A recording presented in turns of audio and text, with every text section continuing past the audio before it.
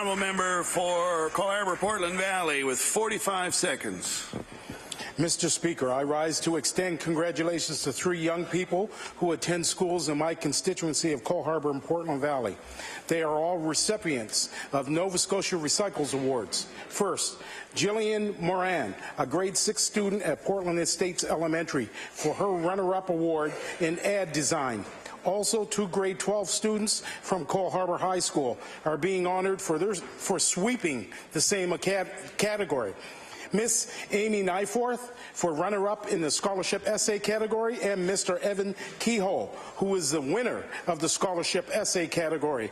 The Nova Scotia Recycle Awards are celebration dinners that are being held tonight. Thank you. Order, please.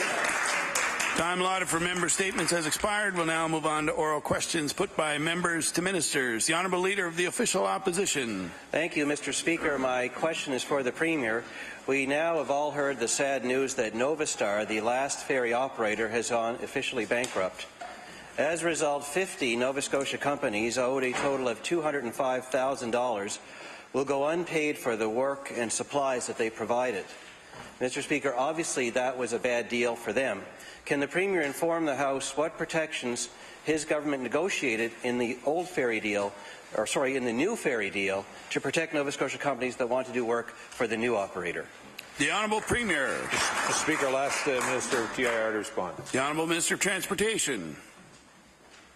Thank you, Mr. Speaker, and I thank the Leader of the Opposition for the question. The reality is that we had this relationship, this deal with Nova Star, Mr. Speaker.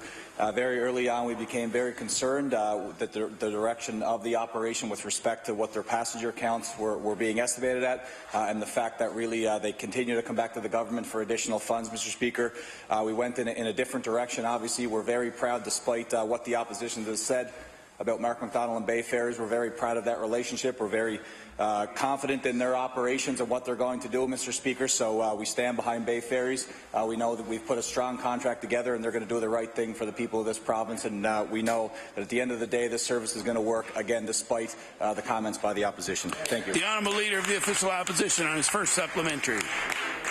Well, Mr. Speaker, it's clear from that answer that the government didn't learn from its past mistakes and has no protections in place for Nova Scotia companies today that want to do work for the new ferry operator, Mr. Speaker. That was my question. Obviously, the answer is no, or they would have said that they did have such protection. Let me give you an example, Mr. Speaker. One local supplier is Proptonics here in Halifax, owned by Kareem George. He is owed over $4,000 by Nova Star, a significant amount of money for his company, and he's worried that having that debt written off will really hurt his business in the future. So, Mr. Speaker, why didn't the government ensure there would be protection for Nova Scotia companies in the new bad ferry deal? The Honourable Premier. Mr. Speaker, I want to thank the honourable member for the question. The minister spoke about, I think there's 2 conversations. I realize the answer that he gave to you was not to the one previously, and you were referring to a particular company in Nova Scotia that's been left owing by the former deal that was there. I want to assure the honourable member and those companies I'll be more than happy to meet with them to discuss their challenges that have been faced by that deal that was before us with the old ferry deal. The Honourable Leader of the Official Opposition on his final supplementary.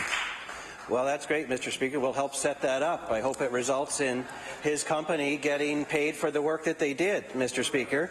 But Nova Scotians are going to wonder who's looking out for their interests, Mr. Speaker. We know the government has signed an even worse deal with the new operator. They have covered all their losses. They have provided a guaranteed profit that they're so embarrassed about that they will keep it secret from the people of Nova Scotia, the very ones that are paying the bills. They were counted on this government last time to protect Nova Scotians' interest. In fact, their contract with Nova Star provided that they were to receive information on procurement, on purchasing from Nova Scotia companies every quarter. So they knew this was going bad, but they left companies like Proptonics in the lurch, Mr. Speaker. So my question is, how can Nova Scotians trust this government now when they made such a bad deal and left 50 Nova Scotia companies in the lurch, Mr. Speaker? The Honourable Premier. I'll table that. Mr. Speaker, I thank the honourable member for the question. As I said to him earlier and said to this House, I'd be happy to meet with those companies, the Minister as well. I know that it's hard for the honourable member to realize he's been unable to support that international link from Yarmouth, Mr. Speaker, the Nova Scotia ferry that leaves from Yarmouth into Portland. We as a government stayed committed to that link. We have a partner in Bay Ferries, in Mark MacDonald, who has been working with the provincial government, provincial parties of all political stripes in this province to provide that service. We're continuing to go forward, but I am concerned about the issue that was raised about those companies, Mr. Speaker, that were left owing money, and I agreed to make sure that our government will be in contact to see what we can do. The Honourable In-House Leader for the New Democratic Party. Mr. Speaker, many Nova Scotians were alarmed yesterday when they learned of the government's VLT windfall contained in the budget. Budget documents state that sales revenue from the provincial lotteries and casino corporation are expected to increase by $34.8 million this year. Now, while Nova Scotians want to see provincial revenues increase, there are moral concerns that these revenues could come from problem gamblers. So my question for the Premier, does he have any moral objections to the dramatic increase in VLT revenues over the last 2 years? The Honourable Premier. Mr. Speaker, I want to thank the honourable member for the question. As she knows, the minister responded yesterday. The MyPlay system, which was put in place wasn't working. What we found out from that system, Mr. Speaker, the recreational users were not participating. It became too cumbersome for them to participate. With the reduction in the MyPlay, we're seeing recreational use of the VLTs going up. Mr. Speaker, we're still below the highs of revenue when it came into VLTs across this province, and we continue to move forward to work with organizations when it comes to problem gambling, at the same time making sure that this opportunity is there for recreational VLT users. The Honourable In-House Leader for the New Democratic Party on her first supplementary. Mr. Speaker, the NDP government introduced the MyPlay system designed to curb problem gambling. The current government cancelled MyPlay without any plan to replace it.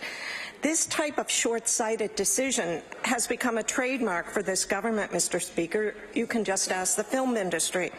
I asked the Premier, why was the MyPlay system eliminated by this government without any concrete plan to address problem gambling in Nova Scotia? The Honourable Premier.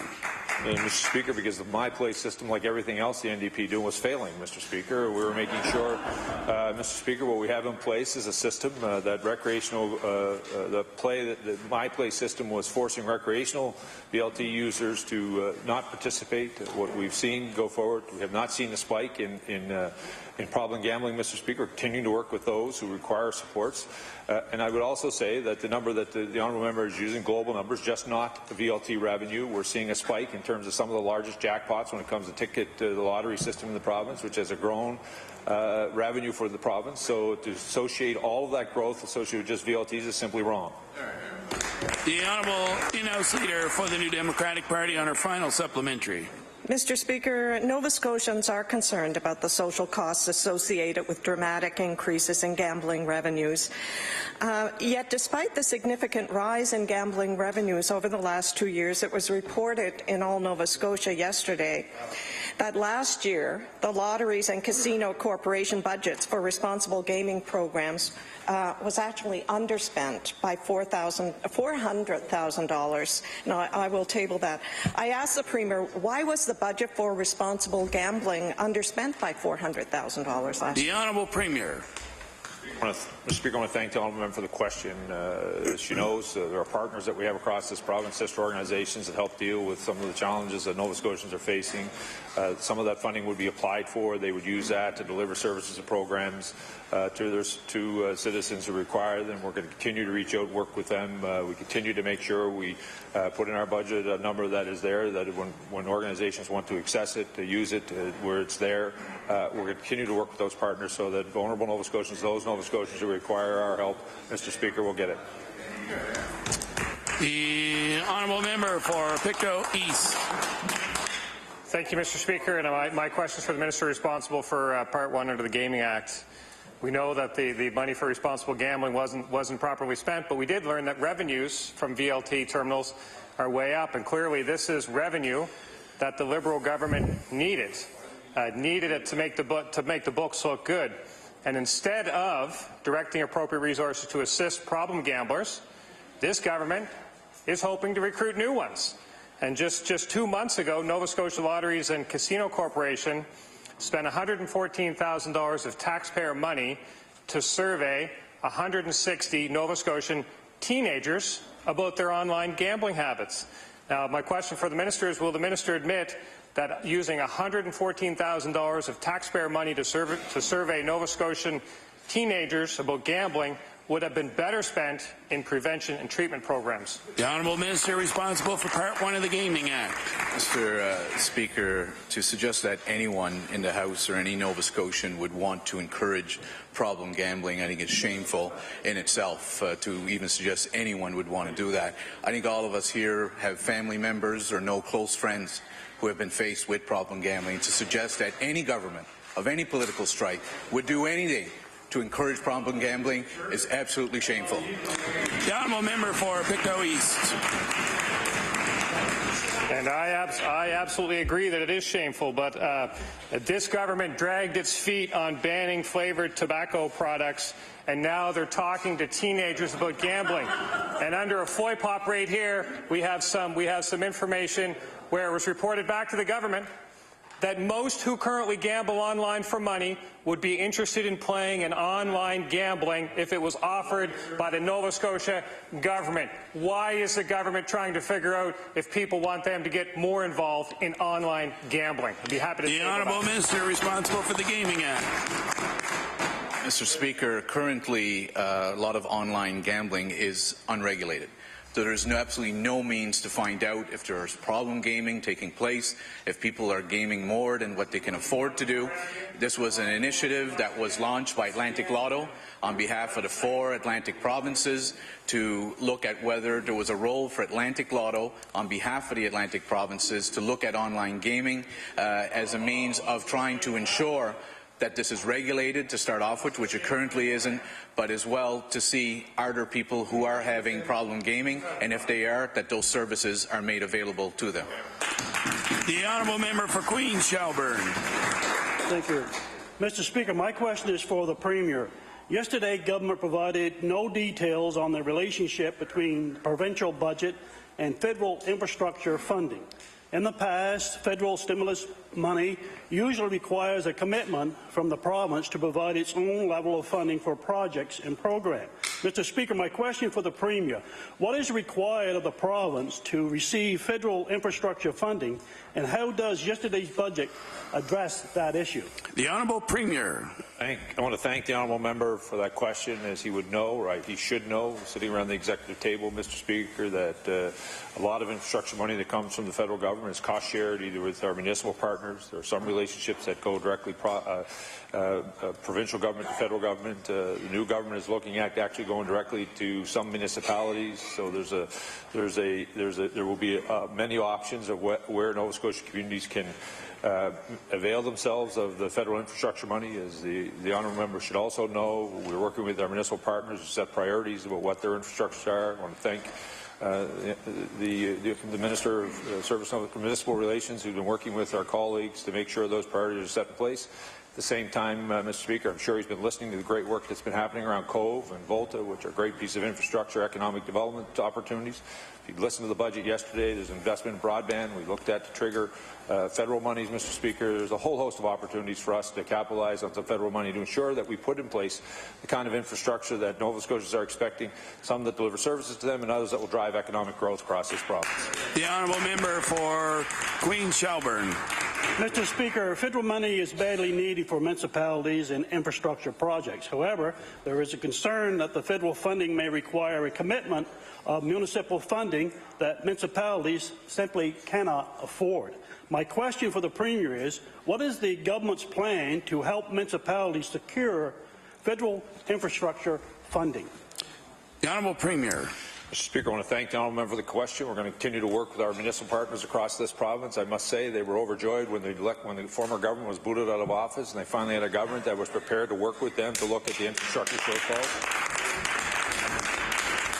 Mr. Speaker, we've continued to work with them to ensure that their priorities are put in place, Mr. Speaker. As they know, we know they have a limited capacity on what they can and cannot do, Mr. Speaker. We're working with them diligently to make sure that we deal with the water and sewer issues that they're being faced with. At the same time, we're working with the national government to make sure that we make some investments in strategic infrastructure that will drive economic growth and opportunities for municipalities, Mr. Speaker, and communities from one end of this province to the other. The Honourable Leader of the Official Opposition. Thank you, Mr. Speaker. My question is for the Premier. Speaking of the former government, Mr. Speaker, yesterday's Liberal budget reminded many Nova Scotians of some of the NDP budgets, Mr. Speaker, projecting rising revenues, magically rising revenues, Mr. Speaker, to make the budget look better.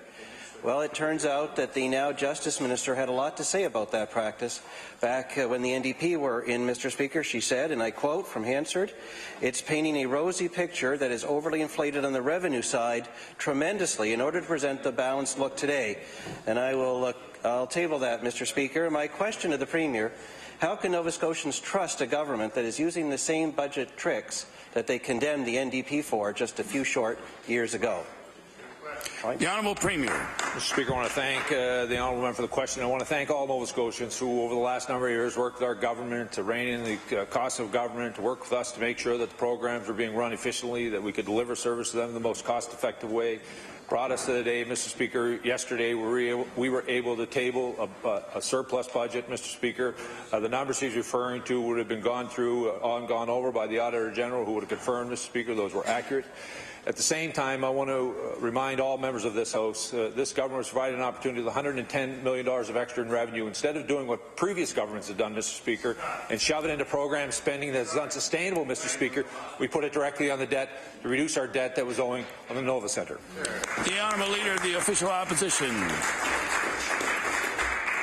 Mr. Speaker, our debt is actually going up, but besides that, that's exactly what the former NDP government used to say when the now Justice Minister condemned them for doing the exact same kind of budget tricks that the Liberal government is now doing.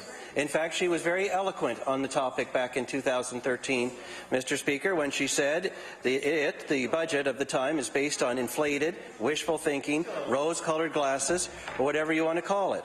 It's not going to be sustainable. It's not going to be reliable. I think there's a high level of skepticism in the province about what exactly is going to be delivered in the months to come. It's not going to work. The exact same thing that the Liberal government is now doing with the budget yesterday, Mr. Speaker. So does the Premier agree with his Justice Minister that using inflated, rose-colored glasses in a budget leads to a high level of skepticism and that it isn't going to work? The Honourable Premier. Mr. Speaker, I do not agree at all. Mr. Speaker, I spent the morning at was at Shearwater, Mr. Speaker, meeting with military families and military personnel. I was at a school, Mr. Speaker, in the south end of Halifax, making an announcement on CAP classes that are being provided next year, grade 5s and 6. There was not a level of cynicism out there, Mr. Speaker. Not a single person echoed the skepticism that the leader of the Conservative Party and by the way, Kevin Lacey has been going out and spewing, Mr. Speaker. As a matter of fact, Mr. Speaker, Nova Scotians are more optimistic, more forward-looking than that leader will ever give them credit for. And guess what? They're leaving him behind. The Honourable Member for Sydney River, Myra, Lewisburg. Thank you, Mr. Speaker. Yesterday's budget does little to address the tremendous needs of the road and bridge maintenance in the province. Roadside maintenance is down by $233,000. Drainage maintenance is down by $80,000. And with the poor state of so many roads in Nova Scotia, we were hoping to see more work done, not less. So my question to the Minister of TIR is, would the Minister please explain why his department is content to do less road work maintenance and drainage work to the roads around Nova Scotia? The Honourable Minister of Transportation. Thank you, Mr. Speaker. Thank the member for the question. Look, the reality is, as we've said many times, and the member would know, and many members in the House would know, there's a significant challenge with keeping up with the infrastructure here in the province, Mr. Speaker. We do our very best with the transportation officials that we have at the local level. We identify those priorities, the major challenges that we face here in the province. With the weather, with the tough winters we have, Mr. Speaker, with the spring thaw, there's a lot of work to do, and we do our very best. I don't think we're being shortchanged. We invest a lot lot of tax dollars, a lot of Nova Scotians' money, hard-earned money into the roads, to our transportation and all of our infrastructure for the province, Mr. Speaker. I'm proud of our budget. I'm proud that we're able to help hold the line on spending and do our very best. But, Mr. Speaker, we're doing a great job on the ground for people. I think they realize that, and we'll continue to do that. Thank you very much. The honourable member for Sydney River Myra Lewisburg. Well, Mr. Speaker, I know that the people in the Department of Transportation do great work, and nobody would dispute that, but I can tell you that they can't do more with less. They need to have their full budget. It's even less than they were offered last year. Mr. Budget, and then our minister also says how important infrastructure is. So, Mr. Speaker, bridge maintenance is down by $700,000 over the last year's estimate. Just 2 years ago, we learned that 391 bridges were in serious need of repair, and I'll table that, Mr. Speaker. The maintenance is important for the safety of Nova Scotians and visitors on their roads and bridges here in the province. So my question to the minister is the minister confident that road safety will not be compromised by the reduction of $700,000 of the highways and bridges maintenance budget? The Honourable Minister of Transportation. Thank you, Mr. Speaker. The answer absolutely is yes. I'm very confident in the processes that we have. We have 4,200 bridges and structures in this province, Mr. Speaker. There was about 400 that were identified as being priorities to address in the near future. We have a very tough and demanding engineering process, and safety is number one, Mr. Speaker. There's never dollars put ahead of safety with our department or any department in government. We do our best to look after the regions, look after the people. They rely on these bridges and structures, and we would never allow anyone to travel across those particular structures if they're unsafe. So we do our best. I am confident our processes are working, and we'll make sure we keep people safe and get them home each and every night. Thank you. The Honourable In-House Leader for the New Democratic Party.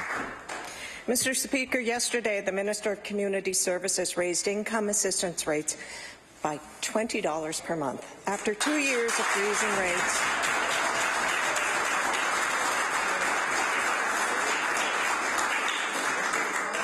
Merry Christmas, Mr. Speaker.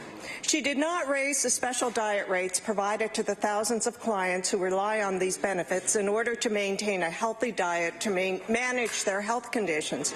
In fact, Mr. Speaker, the personal allowance rates have increased by 91% since 1996, but the special diet rates have remained frozen for 20 years. Can the minister explain how she has allowed personal allowances to increase but has not increased the special diet rate by one penny? The Honourable Minister of Community Services. Thank you, Mr. Speaker, and I thank the member for her question. As I said yesterday, I'm proud to be part of a government that has raised rates the highest level of any one-time rate increase in the history of the program. I'm also very proud to be part of a government that's led by a premier who came out very quickly and very decisively about not clawing back any of the federal child tax benefit for anybody or any family in the province of Nova Scotia. I would remind the honourable member that there were cuts to special dietary needs and to special needs in the budgets of previous NDP governments. And I would also remind the member that there was a $17 million booking of a cut to income assistance payments, which would have resulted in late payments for every single recipient in this province. The Honourable In-House Leader for the New Democratic Party. Mr. Speaker, the minister's clients who rely on the special diet allowance are individuals with serious health conditions and disabilities that require an adequate and healthy diet. Imagine a person on income assistance with Crohn's disease, colitis, or as an HIV diagnosis. They receive just $66 to manage that condition, or a person who is a paraplegic receives $36. These individuals deserve the right to a healthy diet in order to manage these conditions. Does the minister agree that having access to an adequate, healthy diet is key to managing the health conditions of clients who rely on special diet allowances? The Honourable Minister of Community Services. Thank you, Mr. Speaker. Food security is a tremendous issue in Nova Scotia, as it is in most provinces across Canada. I've worked with my colleagues nationally on this issue. raising the income assistance rates across the board for $20 is a significant increase. Historically in this province, income assistance rates have only been incrementally increased anywhere from $2 to $4 with the exception of 1 year a few years back. I'm proud of the government that we're recognizing the need. We've done consultations. People clearly have told us that they need more in their personal allowance budget, and this government delivered, and we are taking care of the people who need it the most. Thank you. The honourable member for Dartmouth East. Thank you, Mr. Speaker. My question is for the Minister responsible for Part 1 of the Gaming Control Act. As has already been mentioned, VLT revenues in yesterday's budget go from an estimate last year to this year of $27.1 million. That does not include the ticket and casino revenues, as was indicated earlier, and I'll table that. I do agree with the Minister that My Play was eliminated because it didn't work, it didn't target problem gamers, and there were no other software options. However, Mr. Speaker, any increase from regular gamers, according to the data shown in 2014, should have been reflected in that year's budget with maybe a bit of a holdover this year, yet they are still projecting an increase for the coming year. So, Mr. Speaker, with 7,000 problem gamers in the province, that amounts to about $4,000 each. Why are VLT revenues in Nova Scotia expected to increase when in almost every other jurisdiction they are being predicted to decrease? The honourable member, Minister responsible for the Gaming Act. Mr. Speaker, has been indicated the My Play system was not working. In fact, even where the revenues are today, it is less than what was in place prior to the My Play system being implemented. The other thing is that, as the member would be aware, there were issues with some of the VLTs that were in use in Nova Scotia. The Provincial Lotteries Corporation has changed those VLTs. New ones have been brought in after complaints by business owners and complaints by users as well, which has been indicated as one of the reasons why we are seeing more participation has been because of the refreshing of those terminals. The honourable member for Dartmouth East. Well, thank you, Mr. Speaker, and I agree with the Minister that My Play didn't work. My point is that the increase as a result of eliminating that in regular non-problem gamers, if there is such a phrase, would have already been reflected in the previous two years. Mr. Speaker, VLTs are on the rise in the province. Hammonds Plains has seen some, and First Nations that also are not reflected in these because the province doesn't get the data. In 2006, that member argued very strenuously to ban all VLTs in the province, and I'll table his statements in the House on that. Mr. Speaker, when My Play was eliminated, quite a few VLTs were removed from the market at the same time to increase attrition. So, Mr. Speaker, how many net VLTs will be removed from Nova Scotia this year? The honourable Minister responsible for the Gaming Act. It's quite amusing to have that member try to use someone else's words against him in light of the choices he has made over the course of his career. Mr. Speaker, I'm proud of the job that our government is doing and proud of the work that our gaming corporation is doing in ensuring that responsible gaming takes place in Nova Scotia under a regulated environment. The honourable member for Inverness.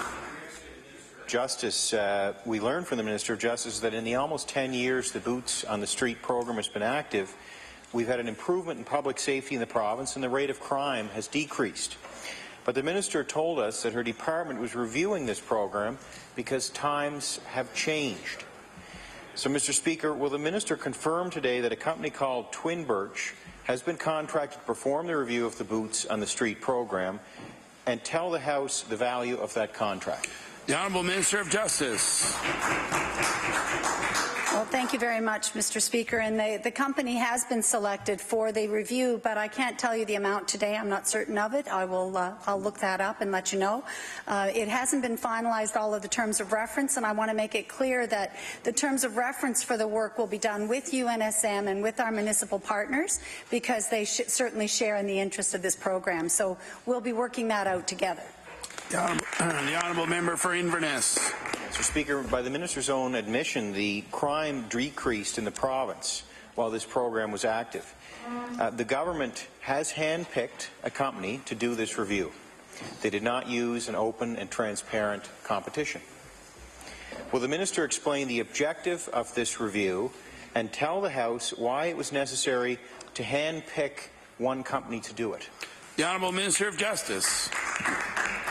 Thank you very much, Mr. Speaker, and those are very good questions. The importance of using an alternate procurement method to find the consultants to do this is that it takes some real sectoral knowledge.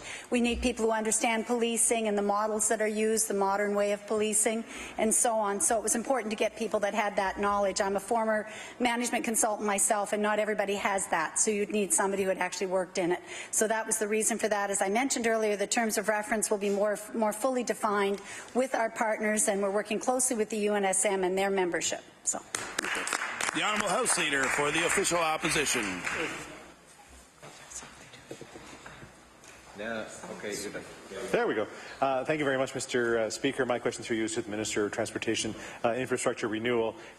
There has been a review of the 103, I think the safety aspects of the 103, looking at twinning, looking at intersections on that roadway. I'm just wondering if that work has been completed and whether he'd be at some point releasing the information found in that report.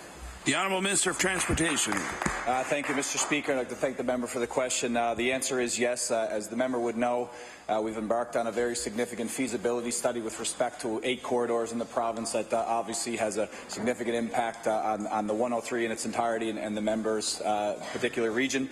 The financial modelling is the piece we're waiting for now with respect to the operations and the financial options moving forward.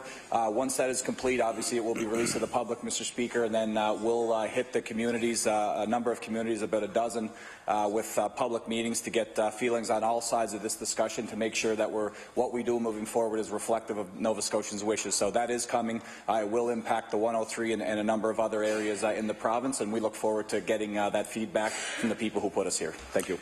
The Honourable House Leader for the Official Opposition. I appreciate the answer from the Minister, and I know there's more work to be done, but I think preliminary reviews on that has identified a number of intersections in the Yarmouth County side that would be looking at possible reconstructions or realignments and those kinds of things, particularly exit 31, I believe, or 32, which is the Nikhil intersection. I know the member for Yarmouth would know that intersection very well as well. So I'm hoping that as that report comes out, that I can be brought up on speed on that information because it is very important to the people in Southwest Nova Scotia. So exit 31, very important. Exit 32, very important as well. The Honourable Minister of Transportation. Thank you, Mr. Speaker. And again, when we look at the twinning portion of the 103, where the volumes would permit to do so, obviously it'll impact the entire corridor down to Yarmouth, and again, it'll impact many different regions of the province. But for that member, once that information is compiled and we know exactly what we're going to do, there certainly is a number of short and medium-term solutions that we can put together, and that intersection is one not only flagged by the member, but our own department, and they look at some long-term infrastructure change that would really enhance safety there. So it is on our radar screen, no question about it, and that'll be part of that larger discussion when we hit the communities directly. Thank you very much. The Honourable Member for Truro, Bible Hill, Millbrook, Salmon River. Thank you, Mr. Speaker. Early childhood educators in Nova Scotia have some of the lowest wages in the country. The province's largest child care union has said that this government's budget raises more questions than answers for the child care sector. CUPE Nova Scotia President Diane Frittenberg says the Premier and the Minister of Education promised real wage increases, but instead there were no real details in the budget, only that there will be wage grants, and I'll table that. Wage grants have existed in the sector, Mr. Speaker, for years, yet Nova Scotia has remained at the bottom. So my question for the Minister: why hasn't this government taken steps to build a system of early childhood education that includes fair wages for early childhood educators? The Honourable Minister of Education and Early Childhood Development. Thank you, Mr. Speaker, and thank you for raising the question, because it's important that all members in the public and all members in this House know. We looked at the wages for early childhood educators. We recognized that they were on a downward trend. In 1991, we were in 6th place nationally. In 1998, we were in 7th place, and under that government, we went to rock bottom in this across Canada. The last place in the country. We have the lowest wages of any province for child care workers across the nation. That government, when they were in power, did absolutely nothing. We are going to bring those up to the national average. The Honourable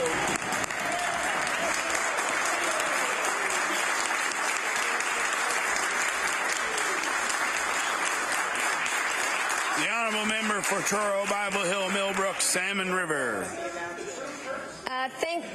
Thank you, Mr. Speaker, and I thank the Minister for her response, and I'm glad to see that she's so keen to give themselves a passing grade. But, Mr. Speaker, in 2014, a report says that this province received a failing grade on early childhood education, getting a 6 out of 15. I'll table that, Mr. Speaker.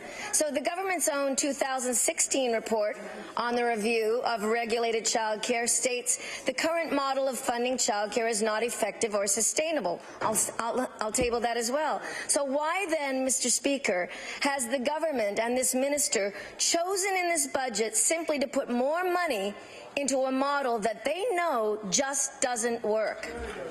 The Honourable Minister of Education and Early Childhood Development. Thank you, Mr. Speaker. And I would encourage the member opposite and all members to read the Child Care Review report that was released, because it is comprehensive and it talks about curriculum, it talks about governance model, it talks about wages for early childhood educators, it talks about subsidies for parents, it talks about professional development. It's a complete package, and we will act on every one of those recommendations. The Honourable Member for Inverness.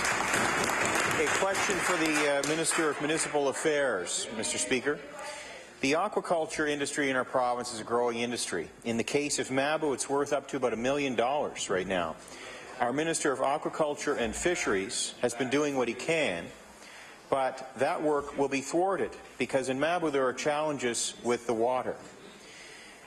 There are a number of possible causes. One of them could be the 55-year-old municipal water plant. Will the Minister of Municipal Affairs tell this House how many municipal infrastructure projects were completed last year and how many are expected to be completed this year, given yesterday's budget? The Honourable Minister of Municipal Affairs. Thank you very much, Mr. Speaker. I actually have a list of all the municipal projects that we approved over the course of the last year, and I can table that for the House. The Honourable Member for Inverness. Mr. Speaker, I'm hopeful that there is money for Mabou this year. Mr. Speaker, $1 million industry is going to return between $2 and $3 million in HST alone over a course of 20 years, easily paying for the upgrades needed in Mabou. So, Mr. Speaker, will the Minister of Municipal Affairs work with the Minister of Aquaculture and Fisheries to ensure that the municipal application for funding for the Mabou water treatment system is awarded this year? The Honourable Minister of Municipal Affairs. Thank you very much, Mr. Speaker. There is an open and transparent process for the applications that come into to the department. Our staff review those and provide a priority list for us to select. That process will continue, and I'm sure if there's an application that's submitted from the folks of that region, it will be given due consideration. The Honourable Member for Pictou West. Thank you, Mr. Speaker. My question through you is to the Minister of Environment. On March 10th, the owners of a construction and demolition waste disposal site on North River Road in Kings County were ordered by the province to remove banned materials, including compost, plastics, and other recyclables. On March 22nd at 4:23 p.m., members of Kentville Volunteer Fire Department were called to the North River Road waste disposal site to put out a fire in the 200 by 100 debris pile.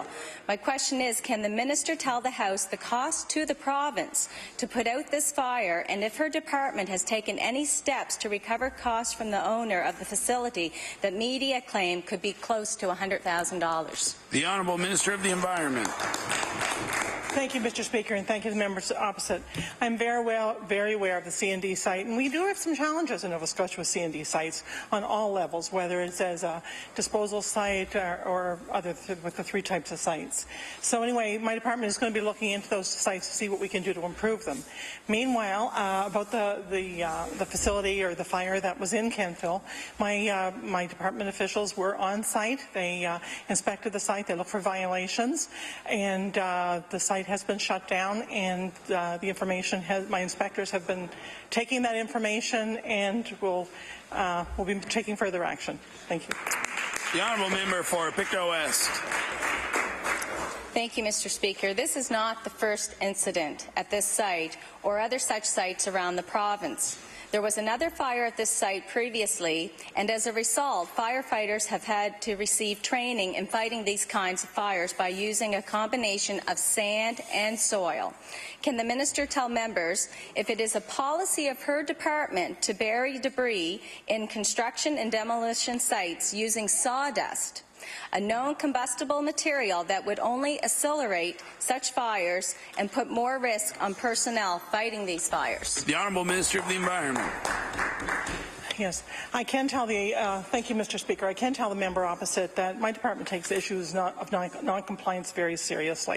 You know, my inspectors are moving forward. They're taking all the information from the site. I can't speak to specifics of what the procedure is on that, but I know that my department does take the issues very seriously. We're looking forward. We're gathering information, and we're taking the next steps. Thank you. The Honourable In-House Leader for the New Democratic Party. Mr. Speaker, students across Nova Scotia are facing serious problems with the rising tuition fees. Nova Scotia has some of the highest tuition rates in Canada and has the dubious distinction of having the fastest rising fees. Students are disappointed that the budget made no investments in student financial aid. In 2015, universities were allowed to charge whatever fee they liked. Meanwhile, New Brunswick recently announced a program to fund post-secondary educational costs for families that qualified. Will the minister explain why she's not doing more to reduce the debt burden incurred by students? The Honourable Minister of Labour and Post-Secondary Education. Thank you, Mr. Speaker, and I'd like to thank the honourable member. I would like to remind the honourable member what we do for our students attending university here in Nova Scotia. Right off the top, every student, Nova Scotian student attending Nova Scotia institutions gets a $1,283 bursary that reduces the tuition payable. For those students who are on student assistance, there is 40% upfront grant, Mr. Speaker, and at the end of their period of study, if they graduate within a reasonable time, Mr. Speaker, they get their entire provincial student loan forgiven. Mr. Speaker, that's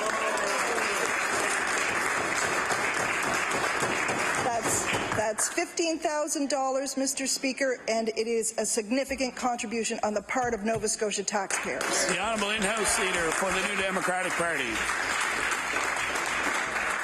Mr. Speaker, on the same day that the budget was brought to the House, Dalhousie University raised its tuition fees by 3% for all students and additional increases for selected programs. The Canadian Federation of Students, Nova Scotia, released a statement asserting that the budget demonstrates the government's contempt for students and young people, and I will table that. What would the minister say to the students across the province who believe that the government has abandoned them and views them with contempt? The Honourable Minister of Labour and Advanced Education. I'd like to thank the honourable member, and I would like to point out to those students that Nova Scotia has one of the best student assistance programs in the country, Mr. Speaker. And unlike certain other provinces, we have not abandoned the middle class when it comes to post-secondary education. We continue to support families that make middle incomes, which is not what other provinces are doing. I would encourage the honourable member to take a look at all of the programs that we have to assist our students and not just look at a narrow definition of student assistance as free tuition, because, Mr. Speaker, at the end of the day, whether you pay free tuition up front or you have loan forgiveness at the end, this is a considerable benefit to our students. Thank you. The Honourable Member for Sydney River Myra Lewisburg. Thank you very much, Mr. Speaker. And Mr. Speaker, my question through you is to the Minister of TIR. Mr. Speaker, this government has a terrible track record when it comes to boats. A bad ferry deal that will cost taxpayers millions of dollars. And in March, the government announced that they would have to replace the Blue Nose 2's controversial steel rudder and steering system, bringing the troubled project to around $25 million. But 2 years ago, a veteran shipbuilder by the name of Lou Boudreau said that the steel rudder and the hydraulic steering system may actually make the boat more likely to capsize. At the time, Mr. Boudreau, who served on the original Blue Nose, said the project should be stopped immediately and a thorough review should be launched of the steering system plans. My question, Mr. Speaker, is why did it take 2 years and millions of taxpayer dollars to finally admit the steer rudder was wrong and that local experts were right all along? The Honourable Minister of Transportation. Thank you, Mr. Speaker, and I thank the honourable member for the question. Now, obviously, as indicated by the AG's report, Mr. Speaker, the challenges with the Blue Nose go right back to the initial planning stages, which was done by that member's party when that group was in government, Mr. Speaker. And of course carried on by the previous government, Mr. Speaker. Look, at the end of the day, here's what happened with the steel rudder, Mr. Speaker. A number of people, including Captain Lou, including the very builders of the ship, the best boat builders in the world, the LSA down in Lunenburg, suggested that this steel rudder was the wrong rudder. Way before our time in government, Mr. Speaker. The project was pushed through. Again, way before we got the power, and the reality is that after one season, we happened to have 60,000 people on the Blue Nose, Mr. Speaker, but it became very apparent that there was a problem with the steel rudder. We called for the review. We were looking at what would be the best way forward. Now we have that best way forward. We have designs being put together for a new rudder, Mr. Speaker. This is about safety. This is about the long-term viability of the Blue Nose, Mr. Speaker. It is a safe vessel. We'll have a great year, and we'll do the right thing for the Blue Nose and for the people. The honourable member for Sydney River Myra Lewisburg. Thank you, Mr. Speaker. Mr. Speaker, I appreciate the minister's answer, but I want to tell him that ship has sailed when it comes to using other governments as an excuse. You've been in power for 3 years. The taxpayers are expected. The taxpayers, Mr. Speaker, are expected to shell out at least $1 million for the new rudder and no timeline for completion. The expertise to build this boat and do it right exists right here in Nova Scotia and could be done in a shorter time with less money. Mr. Speaker, it's high time that this government admits that the locals know best. Taxpayers just don't trust this government Does the member to have get a this question? rudder replacement right. The mismanagement of this project has been frustrating and has broken taxpayers' trust. Mr. Speaker, no more overpriced consultants from Order, other please. The time expired for the member's question has expired. We'll move on to the next speaker. The honourable member for Northside Westmount. Thank you, Mr. Speaker. My question is the Minister of Labour and Advanced Education. Domestic students are graduating with the highest level of debt in the history of the province. And here's what the Minister of Labour and Advanced Education had to say when she was in opposition regarding tuition caps. And I quote, "Just to be clear, the Liberal caucus does not support Tim O'Neill's report. He calls for the removal of tuition caps. There are some confused folks on Twitter tonight," and I'll table that, Mr. Speaker. O'Neill recommended the cap on tuition, and you thought Nova Scotians had high debt? Just wait. What changed from the opposition to government that influenced the minister to turn her back on this quote and students? The Honourable Minister of Labour and Advanced Education. I want to thank the honourable member for the question. As I indicated previously, Nova Scotia has one of the best student assistance programs in the country, Mr. Speaker. Right off the bat, they get $1,283 off of their tuition. Oftentimes, Mr. Speaker, they don't realize they're getting this because it's just a line item on their bill, and they don't, unless they inquire of the institution, they don't always know about it, Mr. Speaker.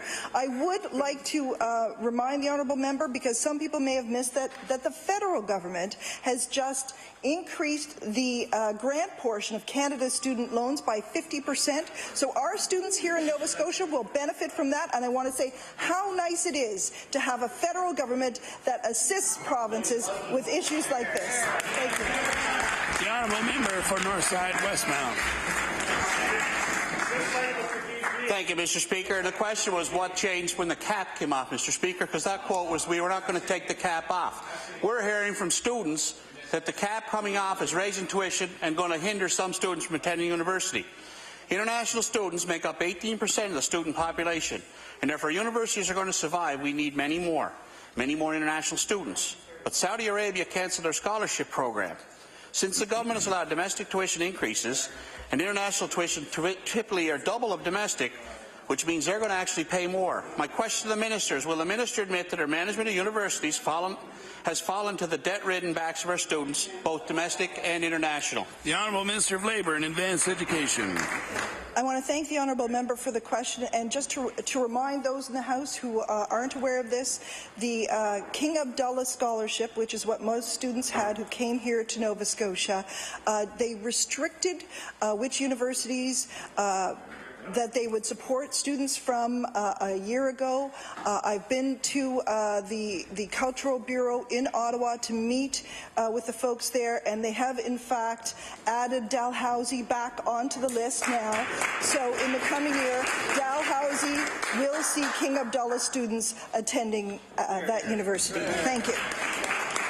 The Honourable Member for Truro, Bible Hill, Millbrook, Salmon River. Thank you, Mr. Speaker. According to women's centres across Nova Scotia, the good news from this government's budget is that there were no cuts to their funding. The bad news is that there were no additional new funding to match the increased level of demand that the centres are facing. So my question for the Minister of the Status of Women, does she not realize that this budget leaves women's centres struggling and actually lets inflation do the cutting for her? The Honourable Minister of Community Services. Thank you, and I thank the member for the question. Women's centres do tremendous work all across this province in very many different communities.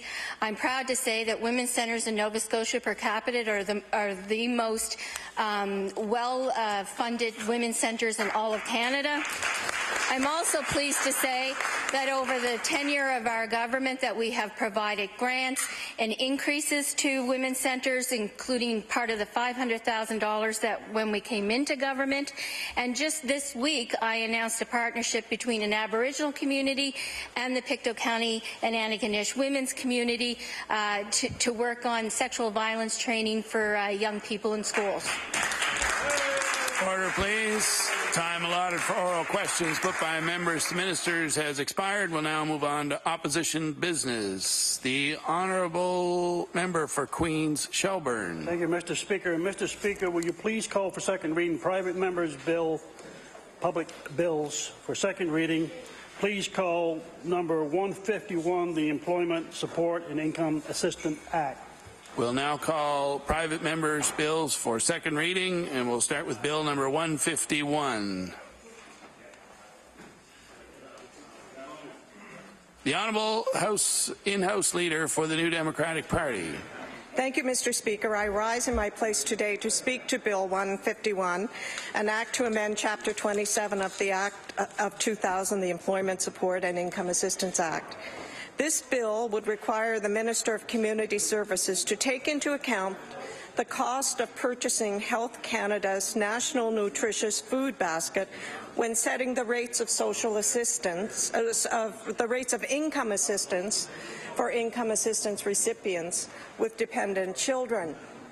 The idea behind this